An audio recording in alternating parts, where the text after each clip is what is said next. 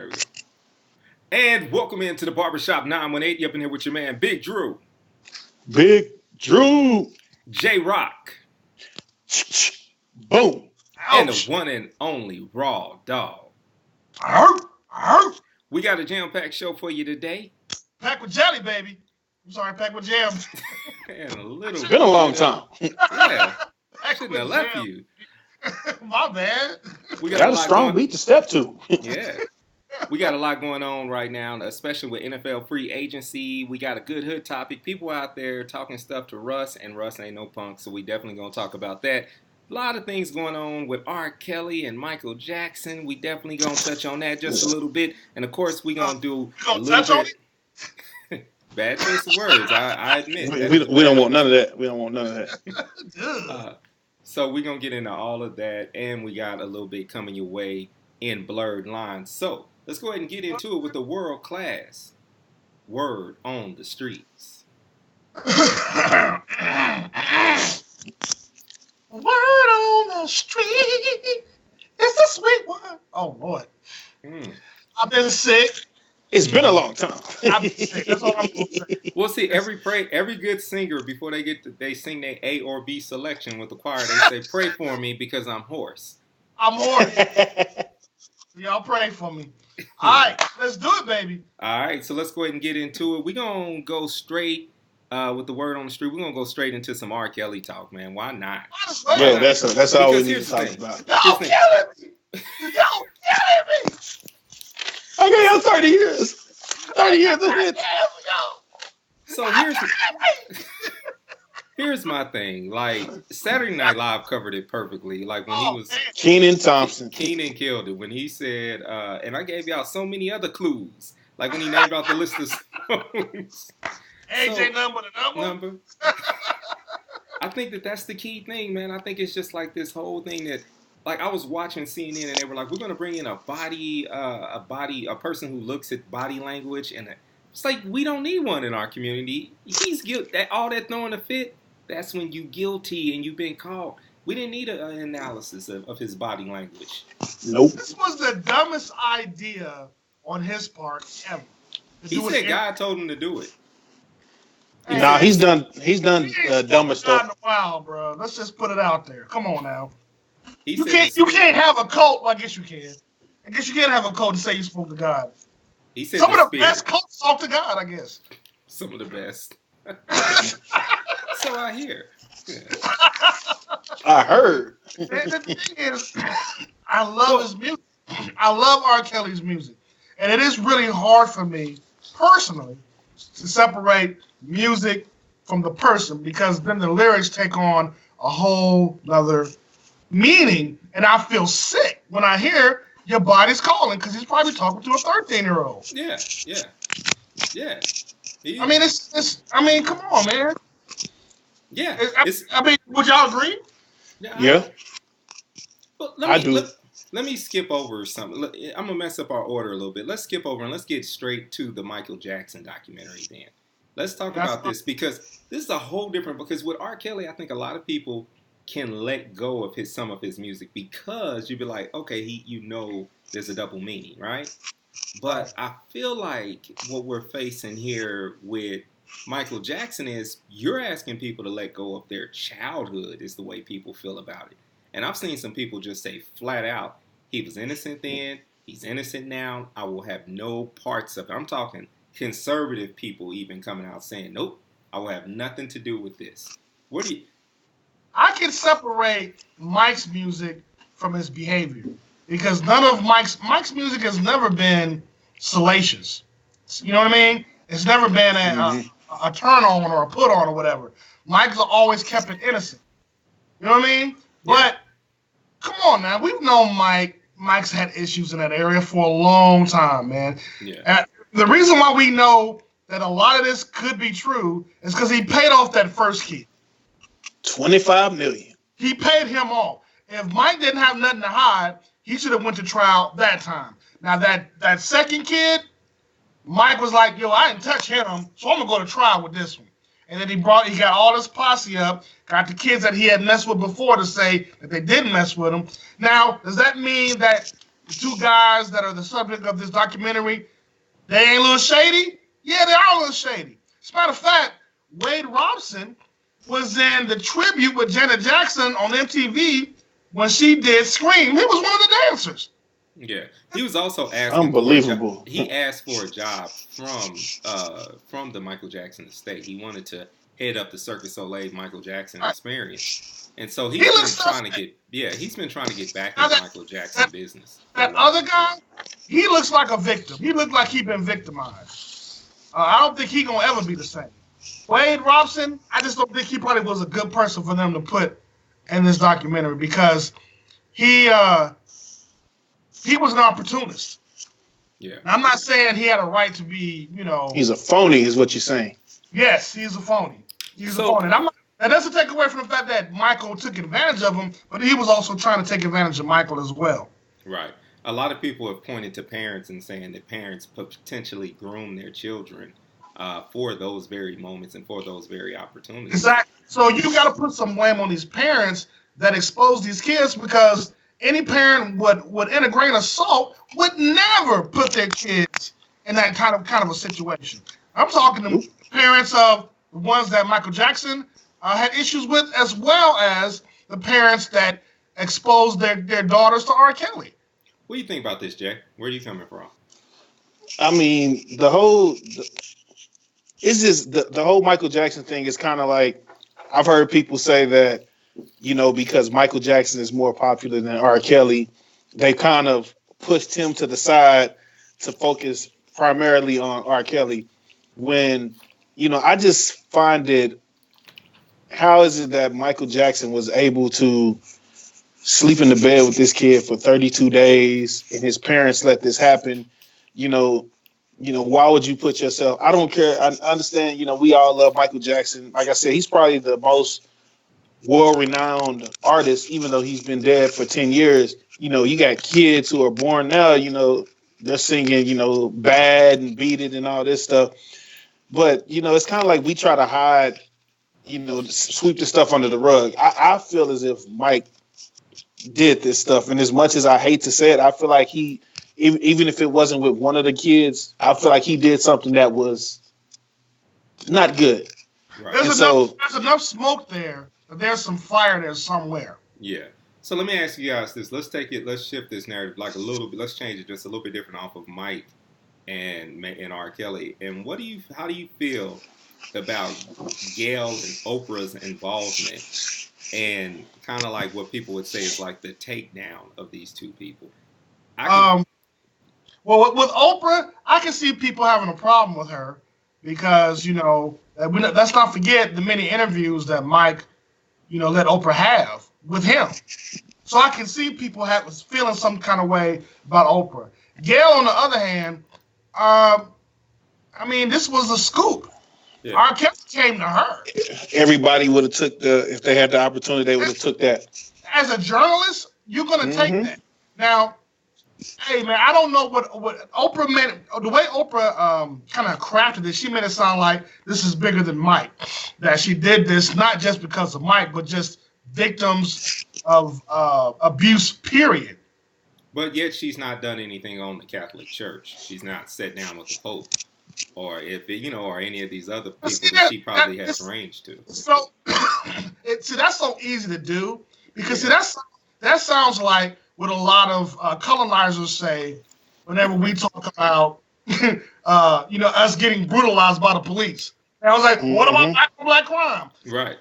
They have nothing to do with each other. It doesn't at all. But if you widen the scope and say it's not about Mike, it's bigger than Mike. It's about victims.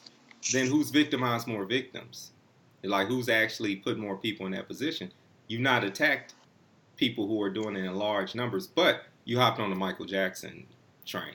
So, and I'm not. And here's the thing: I'm for her doing it regardless. What journalists wouldn't though? I think we're not necessarily like we say we're semi-professional, but I would do it. We would take it. You know what I'm saying? So it's not as though I'm not saying like something's wrong with it. But I do feel like it's always good to throw out that extra narrative and say, hey, what do you guys think about this?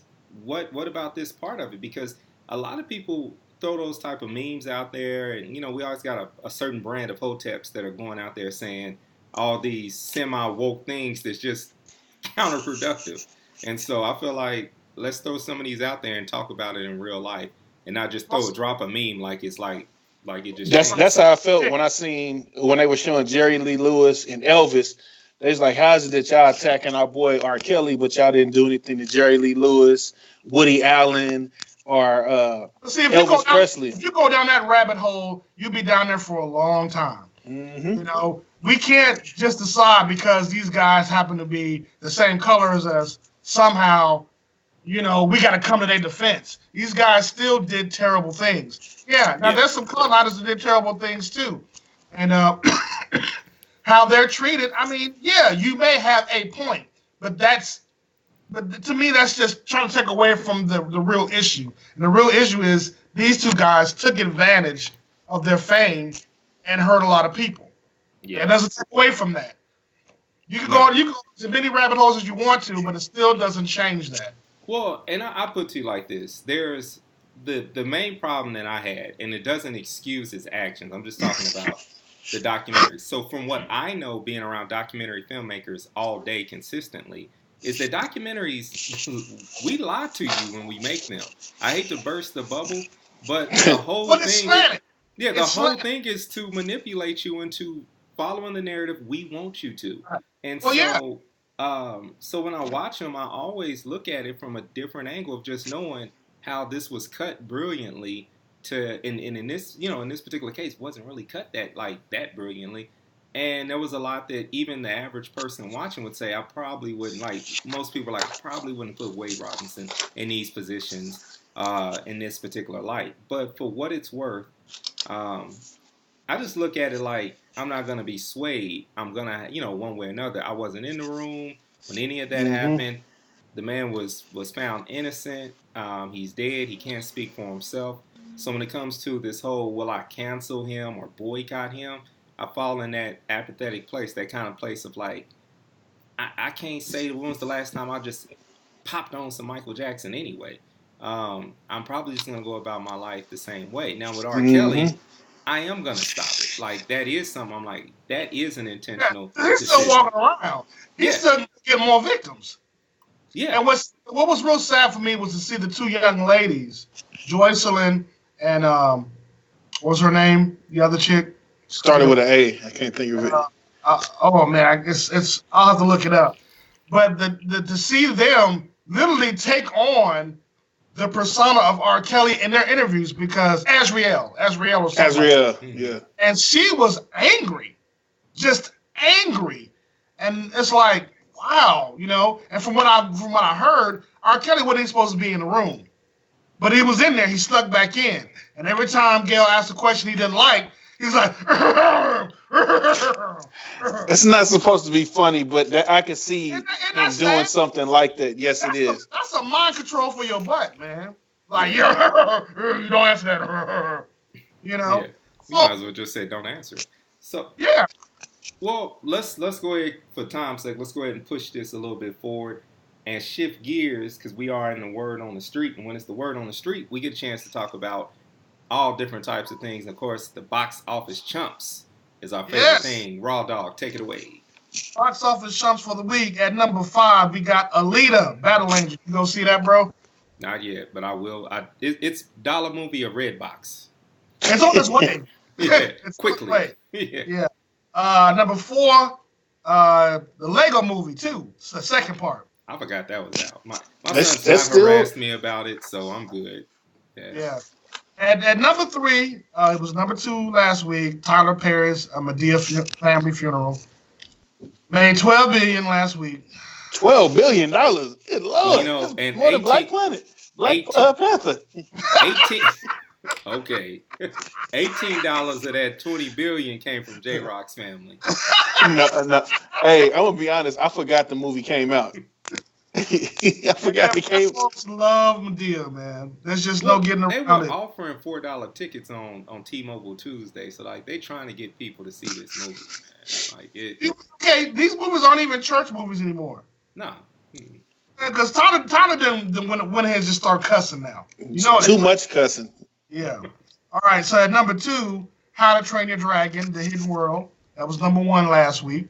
It's number 2 this week, and of course, you all know the number 1 made 153 mil. Good Lord, that's a lot of money. Yep. Captain Mill killed everybody at the box office. But yep, that is the box office chumps for the week. And did you see it, Raw Dawg? No, I haven't seen it, man. I was sick, bro. Remember? That's crazy. Of Marvel movies, I'm the only one that's seen it. I have business, but I do plan on going to see it this weekend when I get back from Emerald City Comic Con. If it counts, I've met the person who wrote the Captain Marvel that this Captain Marvel is based off of. I'm a fan. And coming up in Blurred Lines, we're going to review this issue of Captain Marvel from 1993. Wow. So, when Monica Rambeau was Captain Marvel. A lot of people thought Captain Marvel was black at one point. Who knew? Who knew? But next, if you're looking for something to see this week, ain't a whole lot going on. There's this kiddie flick called Wonder Park. Y'all seen commercials for that? Nope. Yeah, the animated movie, yeah. Yeah. So, and then there's this one that's coming out called Captive State. It's definitely science fiction. It's a sci-fi thriller set in Chicago, nearly a decade after. Oh, I do want to see that. I do want to see that. Extraterrestrials took over. And it's basically how they're living when extraterrestrials pretty much take over the United States. It's rare we get a chance to star in those type of movies. It is. It's very rare. So I want to support it. There was a movie a couple of years ago that came out that they was like, it was influenced by Jordan Peele or something like that, but then it just went away completely. No one ever saw it. It was just... It sucked. It sucked. It was terrible. It was terrible. All right. So anyway, that's what we got for this coming out next week. Of course, next week, Us comes out the 22nd. Yeah, can't wait. Definitely gonna check that out. That looks really, really good. So that's it for the box office, baby. All right, let's go ahead and get into a little bit of free agency talk. It's time for us to get down with what's going on in the NFL. People are making a lot of moves. The Bears are making moves. The Cowboys are making moves, and the Chiefs then lost their mind.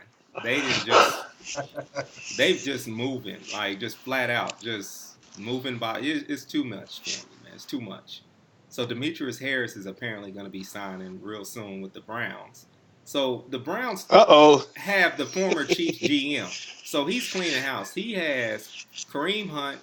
He has a really solid tight end in Demetrius Brown, who I think Demetrius Brown.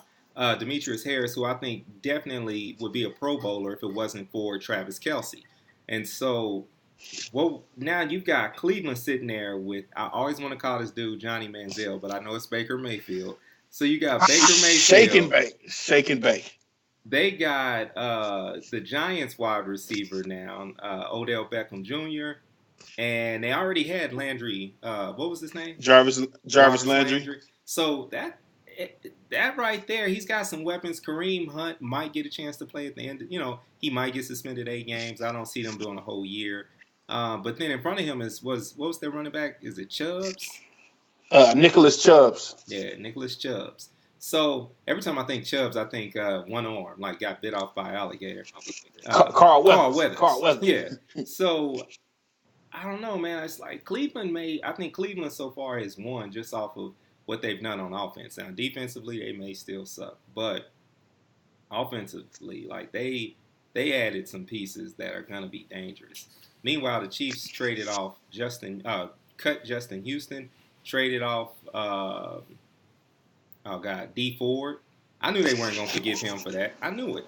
For being offside? Yeah, they were not going to forgive him for being offside. Just petty for no reason. So, but we did sign Matthew. Isn't that his name? The Honey Badger? Tyrann Mathieu? Tyrann Mathieu, yeah. So is that he played the same position as Eric Berry, or is he right next to him? I'll catch up with you guys later. Just text me where you are, and I'll get there. What'd you say? Hollywood Drew. No, I was saying there's the Honey Badger. Him and Eric Berry played the same position, correct? Correct. And so here's the thing about Eric Berry that every Chiefs fan realized last year. He never really reached his full potential before cancer shut him down. But who's going to say bad things about someone who survived cancer? Nobody. Nobody. So there you have it. So Except Lance Armstrong. Yeah. But it took a while for people to still be like, he deserves it. It's like all he did was just do a little bit of blood doping, and people were like saying he deserved cancer. But I don't know, man. I think we'll see some changes. I think some people are going to shift positions, and it'll be all right. It's a new defensive coordinator. He's going to redo the defense. Maybe he feels like he's got a better shot in the draft and with some other things. I don't know. How about those Cowboys though? Did we get a chance to talk about old boy quitting about what's his name, David Irving? No, we didn't. We didn't record last week because Raw Dawg had the Michael Jordan 1997 flu, so he was out. And none of us was pipping enough to hold him up, and not at all. just let him later, Drew. Pick him up. I would have poked him with a stick, like, man, you all right? No, but David Irwin, he decided to retire from the league. In a blaze of smoke, cocaine Cowboys, literally. And he pretty much was, talking about marijuana and what it's used for and everything. I don't think anything's going to be changed. The NFL has this good old boys club, and that's the way they feel about it. I wouldn't feel comfortable with, players being able to do that and still go out on the field and play. Like I know LT used to do it, on that stuff that's whiter than those pillows back there. But LT was a one-of-a-kind player. You stop, dog. I'm trying to listen to this brother said. Go ahead, bro. No, but if you look at it, the Cowboys and like you said, Jerry Jones, he always rolls the dice, and he's been shooting crap eyes because not only him, but also Randy Gregory. He has a pending suspension again for the same thing that David Irwin has been doing. Those are two players that have, in their entire time with the Cowboys, they haven't been able to reach their full potential because they've been suspended because of drugs. Yeah. So that's a sad case. What about real quickly, man? What about free agency? What do we got with that? Let's see. The Bears, they cut Cody Parkins. Yeah, that's all we need to do. That's it. Cowboys. We need a few more. We're looking at a few people, but that had to be done. What else we got? Cole Beasley. He went from playing with Dak Prescott. Now he's going to be eating buffalo wings with Josh Allen in Buffalo. Do they still got Nathan Peterman? Who came out of retirement? No, Peterman is with, I believe, the Lions. They signed him as a backup. That's horrible. Jason Witten came out of retirement. You thought we was gonna let that slide? No. And the thing about that was a forced comeback because he probably got fired from ESPN because he was terrible. He wasn't really? Good.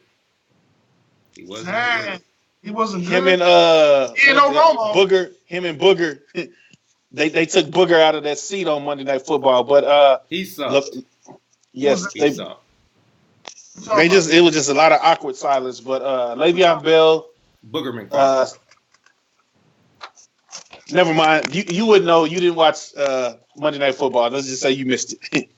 But Le'Veon Bell signed with the Jets, 4 years, $52 million, $35 million of that is guaranteed. I don't know how that's going to work in New York with the Jets, but he's with New York. Antonio Brown was traded to the Raiders.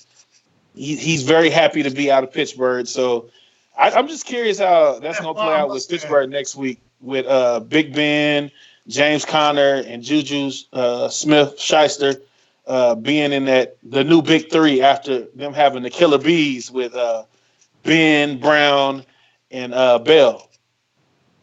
This guy on the Stephen A. Smith show made a good point about Le'Veon Bell. He said over the last 4 years, Le'Veon Bell has killed the Pittsburgh Steelers because 3 of those 4 years, 2 of them he held out for more money and then one year he held out because he had a suspension. So that hurt the Pittsburgh Steelers. So he felt as if them letting him walk was a good move for them because he's been injured in 2 of those 4 seasons. One of them he was out for the season. He hurt himself like the 5th game of the season, and then he got hurt in the championship game against the New England Patriots. So the guy made a point. How much does Le'Veon Bell have left in the tank? Did he ever? He's never really reached his full potential either, man. We saw glimpses of it, but we've never seen him just show full flashes. It wasn't like losing at Antonio Brown. I feel like it should have been a better effort. One of the things we will see is Mike Tomlin more than likely be fired after a while because now who else are you going to blame him? Exactly. Is it going to be Big Ben's fault? I don't think ownership is going to blame him. They love Ben. He brought 2 Super Bowls to Pittsburgh. He also brought a rape case, but he beat that. So no, 2. 2. As Mike you said, and cases. Juice can get together and do a movie. Be twins. Them dudes look a lot alike, man. Doing his stunt devil. Yeah. All right. So let's hop on down real quick to a hood topic, and our hood topic is going to blend into NBA talk.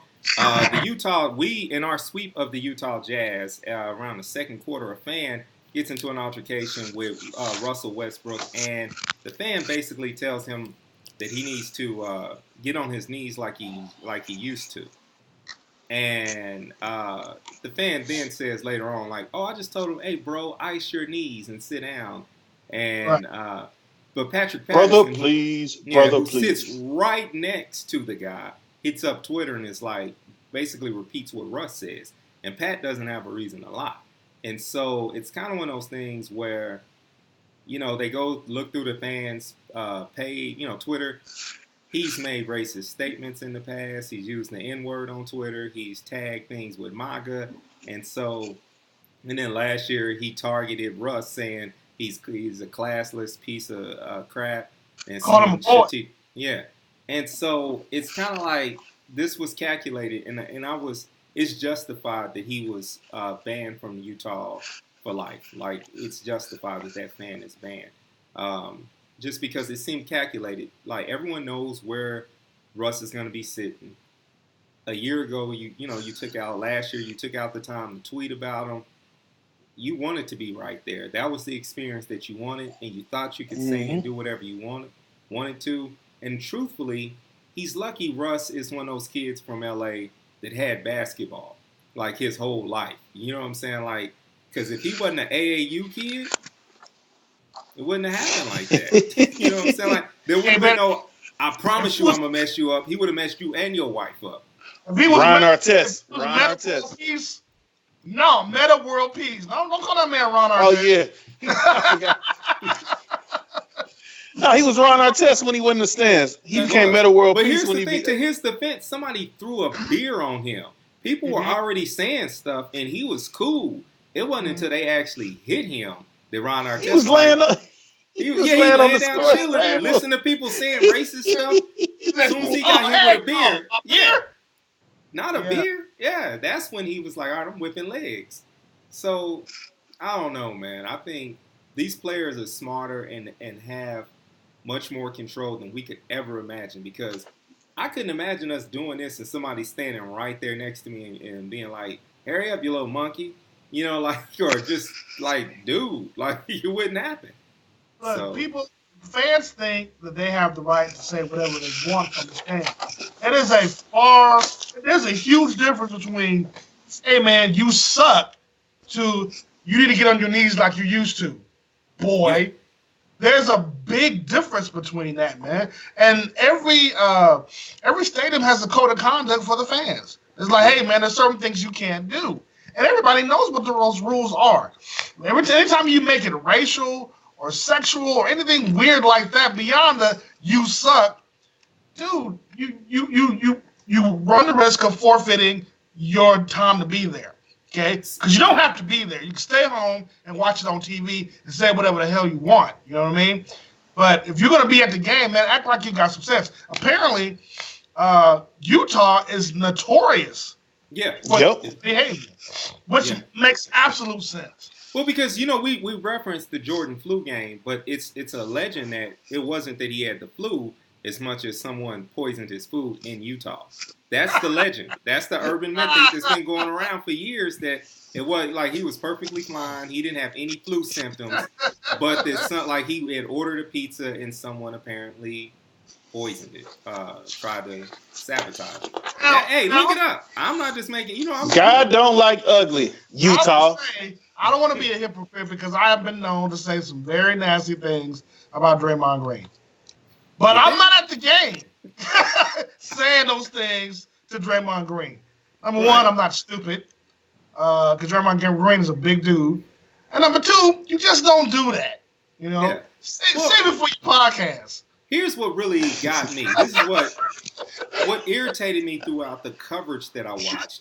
And I think it was Colin Cowherd, which I don't really dig anyway. But he was like, and other commentators came from the angle of, the NBA should learn to protect their players better because they're a precious commodity. I don't like that type of language because, here's the thing. That language is what provoked this man to say those things to Russ. You put those men in an arena, they still 5/5 human. They are still a man. And I think when you put them in that arena, they view them as just, And it's like, these men are not commodities. They're not assets. It doesn't matter how big of a contract they sign. You know what? They're getting paid millions because they have to deal with more than what we can imagine. Now, I believe teachers should get paid millions? Yeah. Yes. Yeah. But on the same token, for what it's worth, your average teacher can go to the grocery store or whatever and all these other different things. But these guys can't. There's a certain level of fanatic that comes in with being a fan, and they've got to be able to sift through that. And they work hard, and it's a small window that they can even do it. So I kind of get why players are paid the way they are. But they're still humans, and I still don't feel like people have the right to say and do this. And I feel like that was the part. I think even giving Russ the fine because he used profanity, I think that was a backhanded jab. I feel like at the end of the day, maybe you found him because he did use foul language. But $25,000 I felt was a bit excessive considering the position that he was put in. To me, I felt like it was a bit excessive. Seems like a lot. And this is... No, I was going to say, and this has happened numerous times in Utah. It happened twice in the playoffs last year. When Russ was warming up, a fan was just sitting here calling him boy. He's like, yeah, boy, sit down, boy. You ain't going to do nothing tonight, boy. And Russ was drinking his water and stretching, and he was like, hey, man, chill out. And he just kept calling him boy. And so Russ, he went and got one of the attendants in the arena. I don't know if the guy was thrown out, but he alerted him that Russ was doing that. And then, after they lost Game 6, he was trying to walk up the court. And then that's when the fan had the camera in his face, kind of like mocking him. And Russ knocked his cell phone out of his hand. So it was a little bit of everything. And this is just like something that's been going on for a while. And I had mentioned in the chat, and Raw Dawg kind of like answered it. He was like, he said his comments about Draymond Green, but he's not going to be at the game, making those comments because, to me, I feel like fans, they turn into fanatics.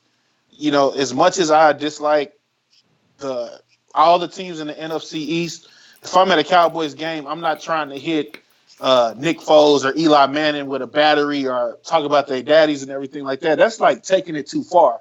At the end of the day, Jaguars. Oh yeah, Nick Foles, 4 years, $88 million. They still gonna stink, but he got paid. Former Chief, former Ram, former Eagle.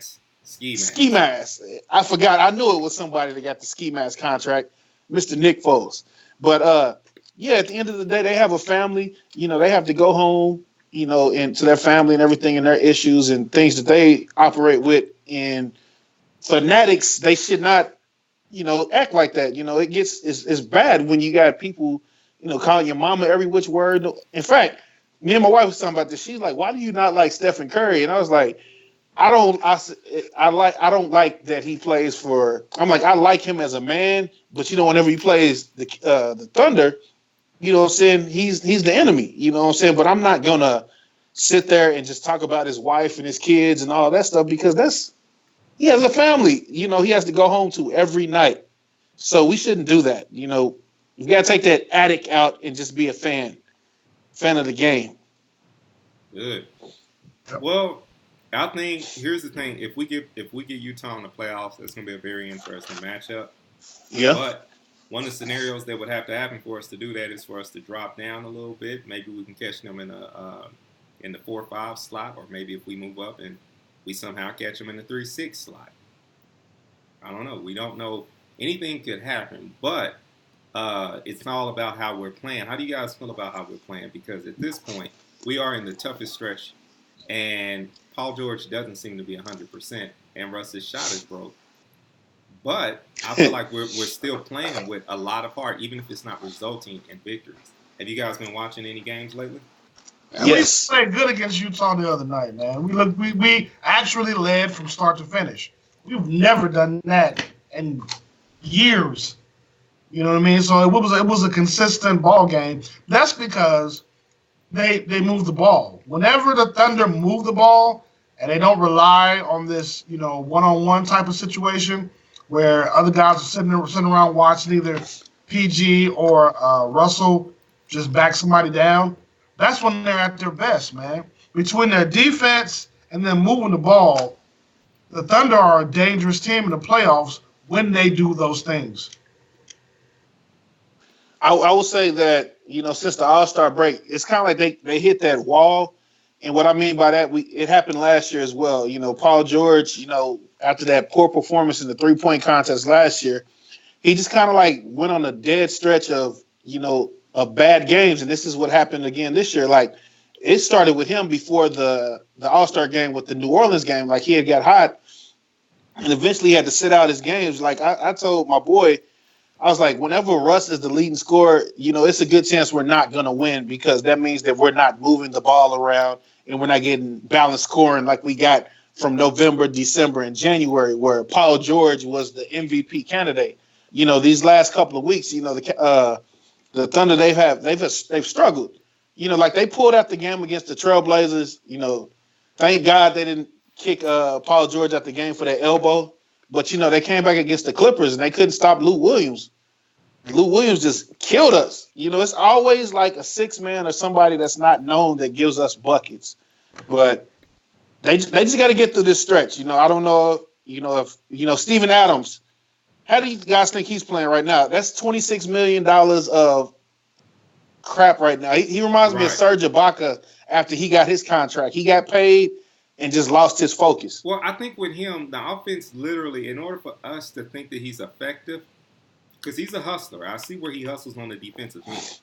But he's soft in the paint sometimes. And if the offense isn't kind of running through him, where we're setting, like where we're doing those pick and rolls and doing different things where Russ is able to lob it up to him or something, he's not really necessarily, he has no presence. And I think that's the problem. Too many people are playing hard ball. That's why I like the pickup of Morris, because Morris is a gritty player, and he can put his body on some people and doesn't mind, grabbing a foul or two or committing a hard foul, where Adams seems to be friendly with everybody. Markieff spreads the floor, too, because he got a nice three. Mm-hmm. Yeah. So I think that was the saving grace, because having those two soft guys in the middle, we might as well have Enes Kanter back the way Patrick Patterson was playing. So I don't think Patterson hasn't played in a while. Yeah, and they, like as soon as Morris came in, they went ahead and put Patterson down, and I agree with it. It's not, Patterson doesn't spread the floor like he used to, because he's just not that threat, and he's not a threat inside. He's not going to clear the boards for you. So it's sort of like, what's your purpose? So I'm looking at Patrick Patterson probably not being a part of the Thunder next year, more than likely. But if he is, he's going to be a Nick Collison-like person, just always down there cheering people on. So we got LeBron, who in his Lakers, who just pretty much, they called up Andre Ingram. That's how you know it's over. Like the season's over. They called up the G League specialist. The guy who's like our age with the gray hair. Oh, yeah. And a weird jump shot. So he's got called back up. They went ahead and Alonzo's out for the season. the really good thing is they were able to catch Ingram's blood clot, and so that's a healthy. That's good because he could have died out there with that. So I don't know, man. LeBron is gonna have to bring in a free agent. If they don't bring in a free agent, I wouldn't be surprised if we just see LeBron retire. No lie, just jump ship, because there's no way out. They've got to bring someone in of some significance, or else he's. I just don't see him riding the ship and having another poor year like this year. He's gonna have to bring in a free agent. He's determined to. It's gonna have to be some sort of splash, and I wouldn't be surprised if you look up and he's sitting there with Kyrie Irving and Klay Thompson, or Kyrie Irving and Boogie Cousins. You know what I'm saying? Something ridiculous that you didn't see. But I believe he's going to get a Golden State player in Kyrie. I wish LeBron would stop being GM. I think that's becoming his downfall. Here's the thing. He did. It was sort of like senior version of LeBron as the GM, really. And so I think Magic made a lot of those decisions. I don't think a lot of those were LeBron decisions, because I think Melo would be on the team if it was some LeBron decisions. I think he made a few with them, but I think Magic empowered a lot of that bullcrap, man. I think Magic is to blame more so here than Luke Walton and LeBron as far as not securing the bench. Magic felt like, I did it. I went and got LeBron, and that wasn't enough. He needed to keep going. He should have pushed harder on the New Orleans trade. Well, the Lakers, they're at a point right now where, I've said all season long, the team that they have right now, if they never would have started these AD to Laker rumors, they would be in the playoff hunt. In fact, when LeBron got hurt on Christmas, the Lakers were in the sixth seed in the West, and then LeBron went on his hiatus for 18 games. I don't know how much, of that, where he was actually hurt. I mean, he was walking into the game drinking wine and everything, But to me, that's where it hurt the team. And then where all the rumors started coming out, and these young guys, they're not stupid. They've seen what has happened with other teams. This is not going to be the makeup of this team next year. If he never would have touched the team, this team would still be playing hard right now. But now everybody's shutting down. You got Lonzo Ball and, like you said, Brandon Ingram. Kyle Kuzma's hurt right now. When they're talking about, this load management thing with LeBron, right now they're 31 and 36 with 15 games left. I mean, well, and it's funny. They said load management, but every big game he's played so far. So except the Warriors game. Yeah. So I guess if it's not a winnable game, he's out. It's load management. I guess. I don't know what the makeup of load management is. I think this is why other generations will never be able to accept him as a true greatest of even his generation because of this pattern of behavior. There are people who will struggle saying that he's the greatest of his generation because they're like, he's weak, he's soft. And it don't help that Kobe was out there, the legend of Kobe kind of haunts him in that way as far as toughness is concerned.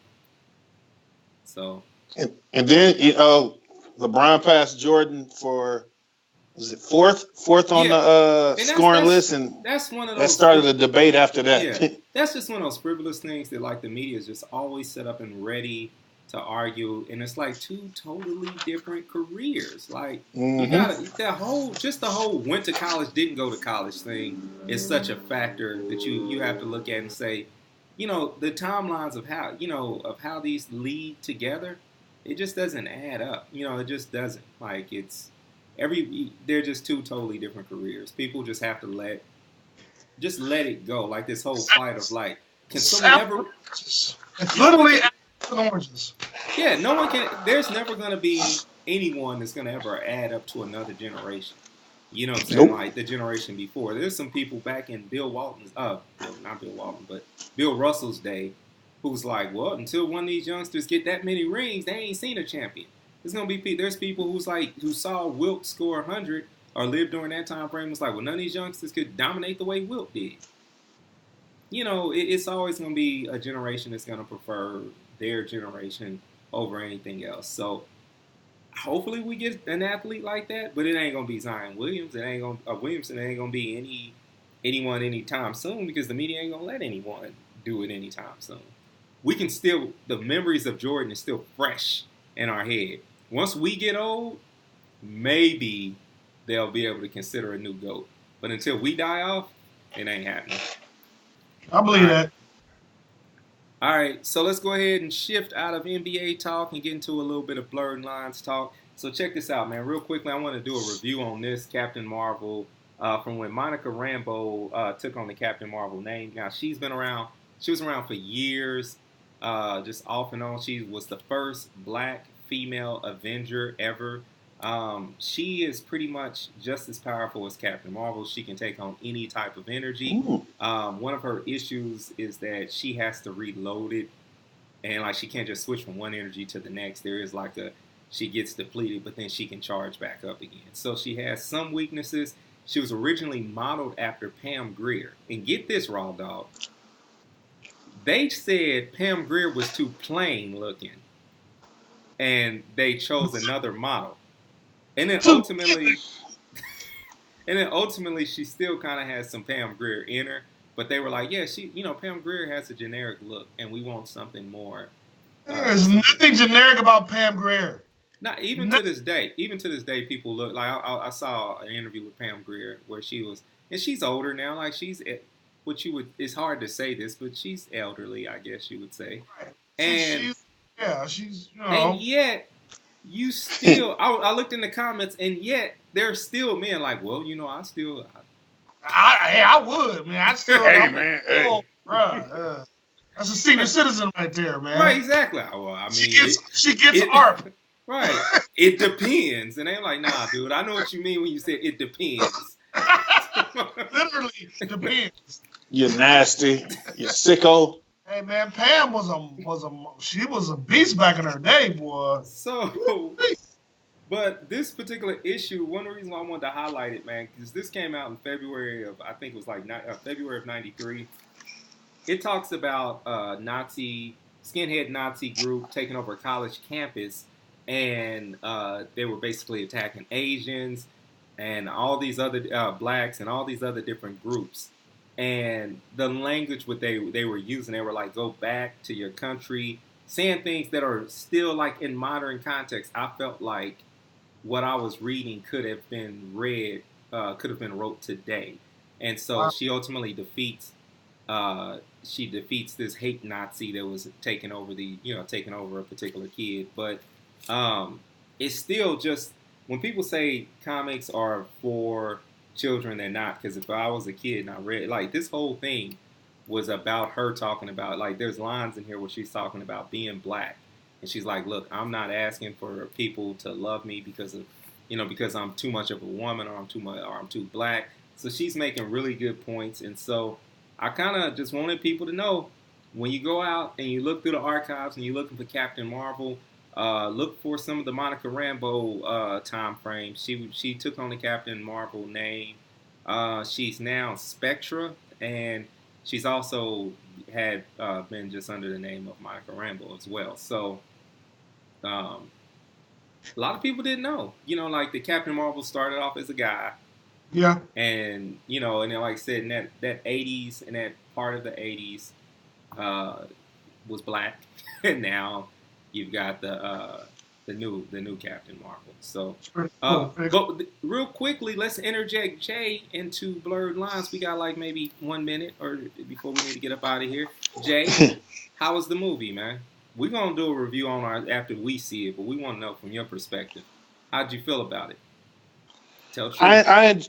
I'll be honest. I enjoyed the movie. Like, the only reason why I started watching Marvel movies is because of Black Panther, but I love how all of these things are connecting. And I like that, everybody that goes to the movies, they all know that with Marvel movies, you have to stay to the ending. I didn't, I didn't know that until Black Panther, when somebody texted me, it's like, hey, you need to stay to the end so that you can know about the next movie. So I don't want to give anything where I just say it was a good movie. I was awake the entire time, and I enjoyed the movie. Disney, I like that Disney is behind this. This is a big year for Disney. Everything that they put their name on is big right now. So shout out to Disney and the Marvel family. Stan Lee lives forever. That's all I was gonna say. That's all I got to say about that. That's right. All right. Good review. Good. All right. Well, that's it for Blurred Lines, man. It's time for us to get into our final. I didn't get to do that. Yeah. Hey, you got to do it every time. It's not like we stealing somebody else's song. Real quick, let's go ahead and hey. Let's get into our world-class, famous whatever. Let's do Final Cut. Hit it, Jay. All right, keep it quick, short, less than 45 seconds. Today I was met with a challenge, something that I'm not used to. Everybody deems me as, the nice guy. I'm always going out. I'm outgoing. I love everybody. But, today I was met with something that I had never experienced when I was at work. And so, I had to sit back and reflect on things with my manager that, he's like, every day is not the same. Some days you just got to erase it, hit the reset button, and go back on it. And so that's the way I'm going to look at things from here on out, is that not every day is going to be the same. Not every day is going to have rainbows and gold coming out the sky and everything. You just have to accept what happens and keep it moving. And like I say every week, winners win and losers lose, and they all find a way to do what they do. It's your boy J-Rocc, and I'm out. Yo, when people show you who they are, please believe it, okay? I'm real funny about my inner circle. You know what I mean? As far as friends, it's not like I'm out looking for new friends. But it's messed up when you have a so-called friend do something real backstabby to you, and you didn't see it coming. But the thing is, what do you do after that? Do you just cast them off? Do you not forgive them for them making that error? My thing is, hey man, you gotta forgive, because you want to be forgiven, but you never forget. Okay? And maybe you don't have that person in your inner circle. I try to keep my circle of friends very, very tight, very, very little, not a whole lot of people. So just when people show you who they are, believe them. I'm all for forgiving, but never forget. Because you can only be a fool once. If you're a fool twice, that's a problem. And with that being said, don't tell God about your big problems. Tell your problems you got a big God, and I'm out. Raw Dawg. All right, so for me, I just want to encourage you guys to make sure that you check on your kids, you live your life with your kids or kids around you in your community. You never know what they're going through, man. Right now, we have witnessed a lot of people share their opinions on social media about child molestation. And my challenge to you is, outside of the R.Kelly and Micheal Jackson narrative, what about your own family? Are you helping the people in your family heal through sexual trauma? Are you making sure that your children aren't experiencing it while while all of this has got our attention? Let's focus. Let's make it positive. Let's not just make it a clown show. Let's actually get something positive done, and let's look at the kids in our community, and let's go after some of these pedophiles that don't have the spotlight on them. And let's make sure that if we're going to cancel anybody in society, then let's make sure we get the pedophile down the street. Let's make sure we get that uncle that don't nobody ever really know, the one that you don't leave the kids with. It's time for him to get out of Big Mama's basement or attic or whatever creepy room he's in, and let's get serious about taking care of our kids, protecting our kids, and doing something about removing pedophilia, and helping people heal and get beyond that horrible issue. So with that being said, remember, hate can't drive out hate. Only love can do that. We love you guys for listening. We thank you for listening to the Barbershop 918. Make sure you check us out at TheBarbershop918.com. We're on Facebook. We're on Instagram. We're on Twitter. We're on Anchor. We're on Spotify. We've been on Spotify. We got some shows on Spotify. Yeah. Some older shows. Check it out anyway. Yeah. But we are everywhere. If you don't find us, you ain't looking for us, and you're missing the best podcast in the land, the Barbershop 918, going 3-4 years strong. All right, am I right? Right. 3 years? 4 years? Yeah. 4 years. There we go, baby. All right. We out. We out.